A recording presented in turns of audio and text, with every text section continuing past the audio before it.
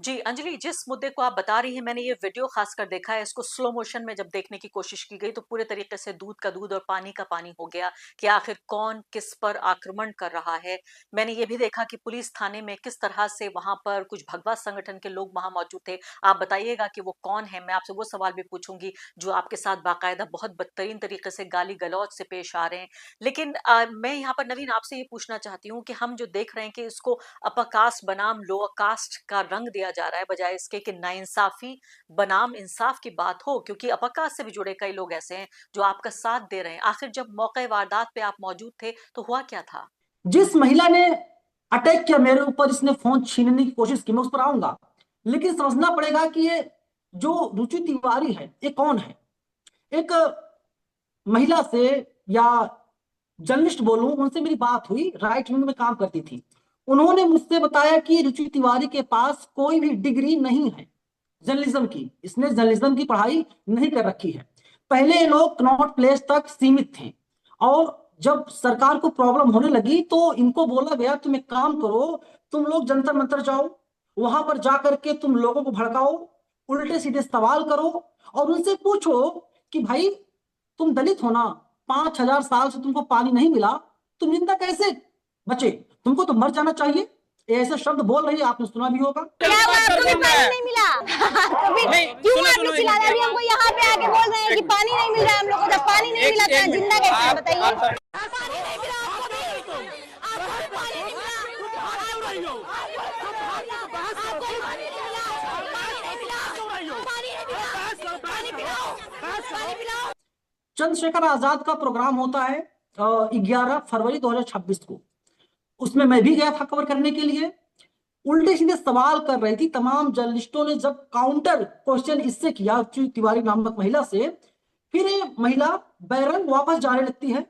तो जो बहुजन समाज के लोग थे, मौत थी ही, आंदोलन था ही, हो हल्ला हो ही रहा था। मुझे लगा यहाँ पर कहाँ हंगामा हो रहा है, जरा देखते हैं। मेरा जो कैमरामैन है बहुत स्लो है, ये बात बतानी बहुत जरूरी है। कैमरामैन एक आंख से उसको दिखाई नहीं देता। तो मैंने उससे कहा कि भाई बनाओ वीडियो दौड़ करके। बोला हम नहीं चल पाएंगे इतना तेज। उसने वीडियो दूर से रिकॉर्ड किया, और जितना मुझे समझ में आया, मैंने कहा कि देखिए यहाँ पर भारी विवाद हो गया, हंगामा हो रहा है। ये देखिए भारी विवाद हो गया है, किस प्रकार से गोदी मीडिया कुछ यहाँ पर जर्नलिस्ट आए हुए थे। और फिर एक डीयू की छात्रा थी, तो वहां पर मौजूद थी, चश्मित गवाह थी। मैंने उनसे पूछा, मैंने कहा पूरा मामला क्या था जरा बताइए। उन्होंने विस्तार से बताया। उस वीडियो को मैंने बाम सेफ न्यूज अपने चैनल पर मैंने अपलोड कर दिया। इस लड़की ने देखा कि वीडियो यहाँ पर अपलोड हुआ है। उसके एक दिन छोड़ करके दूसरे दिन, यानी तीसरे दिन जो है, आंदोलन था डीयू में। अंजलि जी ने मुझे मैसेज किया था कि आइएगा कवर करने के लिए, प्रोफेसर आ रहे हैं, रविकांत जी आ रहे हैं। तो मैं गया था कवर करने के लिए। जब मैं वहां पर कवर कर रहा हूं तो फिर रविकांत जी से मैंने बातचीत किया। तो बीच में इंटरव्यू को रुकवा देती है ये लड़की। कोशिश करती है रुकवाने की, रुकवा नहीं पाती है।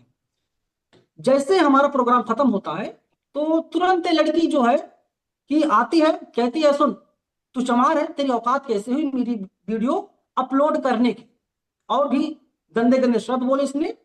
फिर मेरा फोन इसने छीनने, पहले माइक छीनने की कोशिश की, फिर मेरे फोन को छीनने की कोशिश की। मेरे पास दो मोबाइल फोन, मैंने ऐसे पकड़ लिया ये मेरा फोन ना छीने। जो वीडियो में आपको दिखाई दे रहा होगा, एक सफेद स्वेटर में लड़का है, दरअसल इनके ही पूरे अपना गिरोह का था लड़का। तो फिर वो बार बार धमका रहा है वर्बली, और ये लड़की बार बार मेरे हाथ को अपनी बॉडी से टच कराने की पूरी कोशिश कर रही है। आप उस वीडियो को ध्यान से देखेंगी, मैं बार बार पीछे तरफ जा रहा हूं, और मेरे साथ पहले ऐसी कभी कोई घटना नहीं हुई। तो मैं घबरा गया था, और इसे कहते खिसिया गया था मैं। तो मेरे पास कोई ऑप्शन नहीं था, फिर मैंने आवाज लगाई। तो एक दूसरे चैनल के थे, यूट्यूब चैनल के भाई साहब, मैंने उनको बुलाया। मैंने कहा भैया आइए जरा देखिए। तो उन्होंने वीडियो रिकॉर्ड किया। तो वो वीडियो मैंने ट्विटर पर डाल रखा है, आप उसे देखिएगा। किस प्रकार से महिला कहती कैमरा बंद करो, कैमरा बंद करो। इसको दिक्कत कैमरे से है, कैमरे को बंद करवाने की कोशिश करती है। हमारा कैमरा बंद रहता है क्योंकि हमारा कैमरामैन इतना एक्टिव नहीं, डिसेबल पर्सन है हमारा कैमरामैन। और फिर उनके कैमरे में जो चीजें रिकॉर्ड होती हैं, उनके कैमरे पर भी वो लड़की हाथ मार जी हाँ, नवीन और अंजलि, इसको पूरे तरीके से इस मुद्दे को जो रंग दिया जा रहा है वो ये कि देखिए, ये तथाकथित जो निचली जातियों के लोग हैं, इनको पढ़ाई लिखाई से कोई लेना देना नहीं है। आप इनको पढ़ा भी लिखा भी लीजिए तो देखिए कितने ये निरे बुरे लोग हैं कि तब भी लाठी डंडा लेकर बाहर आ रहे हैं, और किस तरह से ये लोग सिर्फ विरोध प्रदर्शन करना जानते हैं, ये सिर्फ शांति भंग करना जानते हैं। और मुझे अफसोस और हैरानी इस बात को लेकर है कि जो महिलाएं यहाँ पर छज्जे पर चढ़कर जो ये नाच रही हैं और कह रही हैं कि ब्राह्मणवाद जिंदाबाद, आप सोचिए, इसी ब्राह्मणवाद के खिलाफ तो ये पूरी जो नारीवाद की पूरी जो विचारधारा है वो है, जो इस तरह की महिलाओं को सशक्त बनाती है कि ये आए और पढ़े लिखें, अपने को इतना एम्पावर्ड कर दें कि ये नारेबाजी यहाँ पर आके कर रही हैं। तो ये बताइए कि इस पूरे मुद्दे को इससे किस तरह से देखा जाए इस वक्त? बिल्कुल, मतलब देखिए, बहुत डेलिबरेट अटेम्प्ट है मुझे लगता है, क्योंकि 19 मार्च आने वाला है और वर्डिक्ट आने वाला है इस रेगुलेशन पे। तो पिछले 20 दिन से मैम हम लोग लड़ रहे हैं इस सवाल पर, बहुत पीसफुल, बहुत डेमोक्रेटिक तरीके से, जंतर मंतर हो, दिल्ली यूनिवर्सिटी हो, हमने मार्चेस निकाली, हमने पब्लिक मीटिंग्स की, हमने अलग अलग इवेंट्स किए। इस तरह का डिस्रप्शन हो नहीं रहा था। आप देखेंगे तो एक बड़े लेवल पे भाजपा, आरएसएस इस पे चुप है, एबीवीपी इस पे चुप है। पर ये जो स्ट्रैटेजी है कि अपने लठैतों को भेजो और उनके नाम पर उनसे पिटवाओ, उनसे ये करो, आपको सोशल जस्टिस के नाम पे ब्राउनी पॉइंट्स भी मिल गया। भाजपा की तो प्रशंसा हो रही है कि यूजीसी ने इतना प्रोग्रेसिव कानून लाया, भाजपा के राज में लाया, बट ये नहीं समझ आ रहा कि 15% आबादी के बौखलाहट में इस पे स्टे लगा दिया गया, जबकि देश की एक बड़ी आबादी 85% लोग तो आज सड़कों पे हैं एंड दे आर डिमांडिंग कि यूजीसी रेगुलेशन रोहित एक्ट के तर्ज पे लागू हो। इसके बरक्स आप जो देखेंगे पुलिस स्टेशन में, हम लिटरली एफआईआर करने जाते हैं and there is a crazy mob there. All the things that happened there happened in the presence of the police. वहां पे गालियां दी जाती हैं, रेप थ्रेट दिया जाता है, विविडली डिस्क्राइब किया जाता है how they would rape me, how they would lynch me, मतलब ग्राफिकली डिटेल दिया जाता है पुलिस के सामने। वहां पे मेरे साथ छोटे से कमरे में हम 3 लोग उनके हाथापाई से बचकर घुस जाते हैं। उस कमरे में मेरे मुंह पे आकर लाइव टेलीकास्ट करते हैं यूट्यूबर्स, वो यूट्यूबर जो लगातार ये बात कह रहे हैं कि कपड़े उतार, मुंह पे आके। This all happened in the presence of police. अंदर करो, इसे भी ये दोनों थी, ये दोनों थी,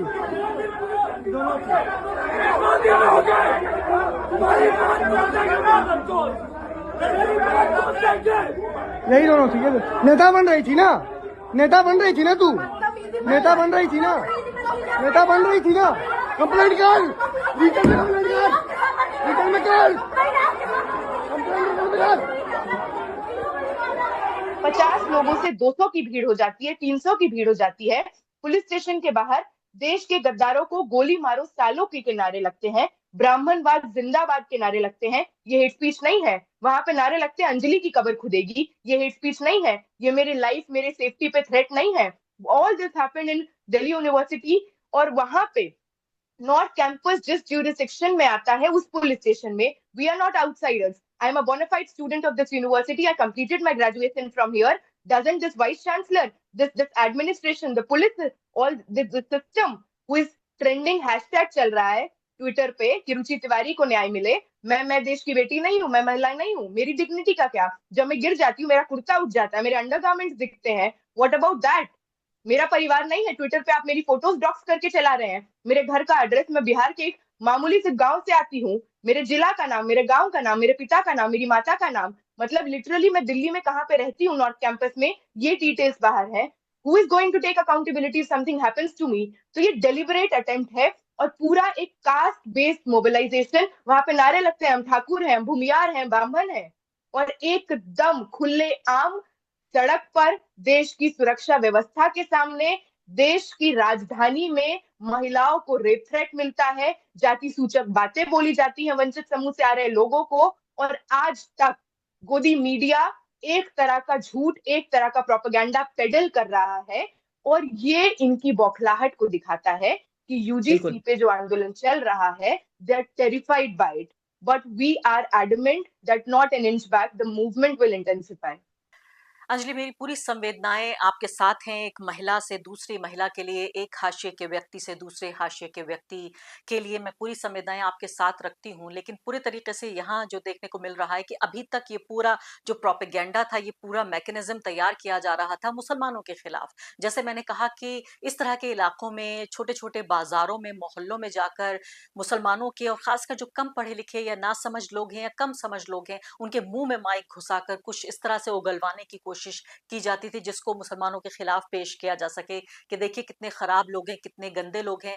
लेकिन ये लोग जो हिंदू राष्ट्र बनाने की बात करते हैं, ये हिंदू धर्म के भीतर ही, हिंदू समाज के भीतर ही जातियों के बीच ये दरार पैदा कर रहे हैं। इस तरह के लोगों की ये जो पूरी एक ट्राइब तैयार हो गई है, पूरी मैं कहूंगी एक कैटेगरी, एक समूह तैयार हो गया है, किस तरह से ये लोग पत्रकारिता को भी नुकसान पहुंचा रहे हैं समाज के साथ साथ। आपने कहा पत्रकारिता पर हमला। ये पत्रकारिता पर हमला तब होता जब मेरी जगह कोई नवीन मिश्रा होता, पांडे होता, तिवारी होता, तब पत्रकारिता पर हमला होता। नवीन को मार दिया जाए तो कोई फर्क नहीं पड़ता, कोई पत्रकारिता पर हमला नहीं है। दूसरी चीज यह है, आपने कहा कि हम लोग जा कहाँ रहे हैं। हम यही तो है कि कुछ सालों से हम लोग, लगभग एक दशक हो गए हैं, हम लोग नए भारत का निर्माण कर रहे हैं, जहां पर पहले मुसलमानों की लिंचिंग की गई, मारा गया, पीटा गया, और अब दलितों को निशाना बनाया जा रहा है। और दलित समाज से आने वाले उस व्यक्ति को निशाना बनाया जा रहा है जो दलितों की, पिछड़ों की, आदिवासियों की, महिलाओं की बात करता है। उनको बड़ी दिक्कत है। न्यू इंडिया यही है, और मुझे लगता है कि ये न्यू नॉर्मल है और हम लोगों को स्वीकार करना पड़ेगा। और वो वक्त बहुत जल्द आने वाला है, अगर सब कुछ ऐसे ही चलता रहा, जब मेरे ही गले में आगे हांडी होगी, पीछे झाड़ू होगा। मैंने वो वक्त तो नहीं देखा था, लेकिन मुझे लगता है जो हमने किताबों में पढ़ा है, अब वो बहुत जल्द आने वाला है।